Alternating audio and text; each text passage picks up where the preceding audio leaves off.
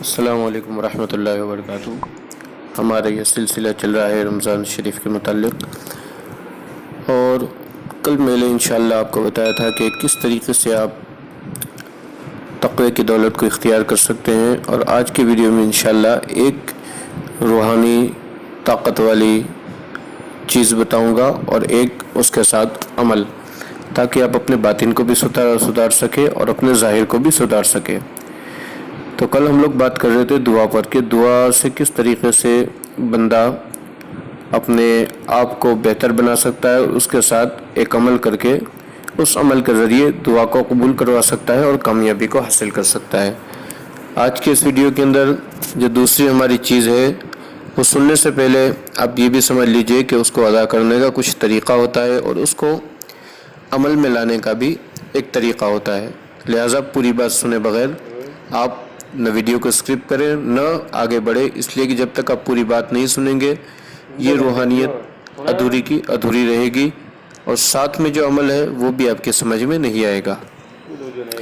تو آج کے اس رمضان کے دوسرے روزے کے اندر جو بات کرنے والے ہیں کہ روحانیت کو بڑھانے کے لیے کیا ہے، تو وہ ہے نماز۔ اور نماز کے متعلق آپ جانتے ہی ہیں، معراج میں ہمیں نماز عطا ہوئی اور اس کے ذریعے ہماری معراج کرائی گئی۔ اور جب آپ ہسٹری کو کھنگالیں گے تو آپ دیکھیں گے کہ صحابہ کرام کی ذات ہو یا اور کوئی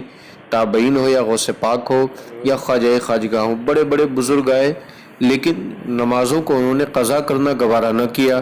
اپنے وقت پر ادا کرتے رہے، بلکہ نماز فرائض کے بعد بھی آپ اپنی روحانیت کو قوی کرنے کے لیے، اپنی روحانی طاقت کو بڑھانے کے لیے، اپنے عملیات کی طاقت کو بڑھانے کے لیے آپ نماز کو ادا کریں، نفلی طور پر ادا کریں، نفل نمازیں ادا کریں۔ اور اس کا فائدہ یہ ہے،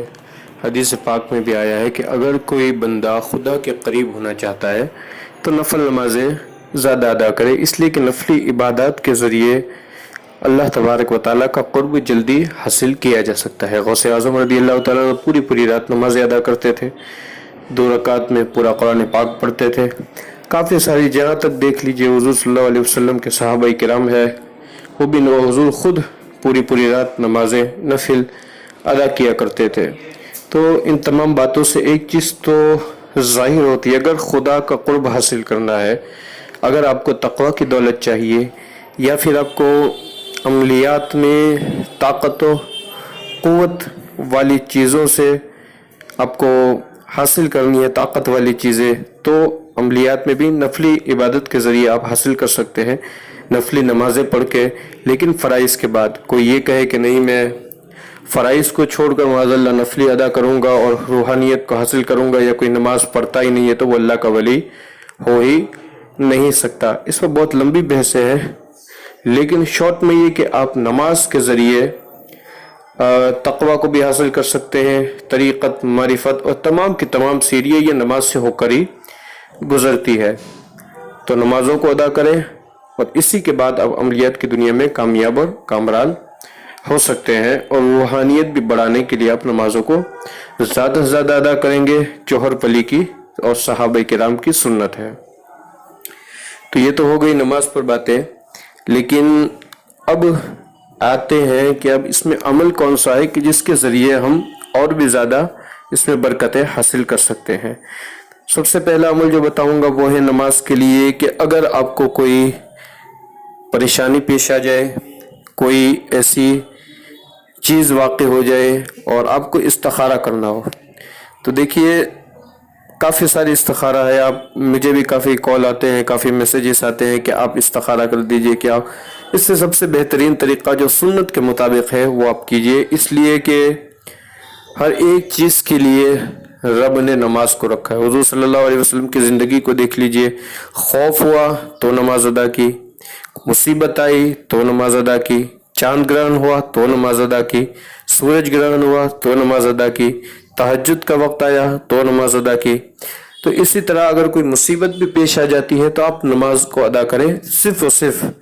نیت کریں 2 رکعت نماز استخارہ کی، اور 2 رکعت نماز استخارہ پڑھ کے بہتر ہے کہ الحمد شریف کے بعد 3 مرتبہ قل شریف پڑھیں، نہ ہو